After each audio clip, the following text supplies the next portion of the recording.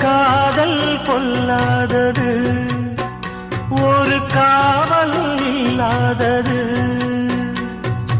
ஊதக்காத்தில் வஞ்சி மாது ஒத்தையிலே வாடும்போது போர்வை போல பொத்தி அணைப்பே.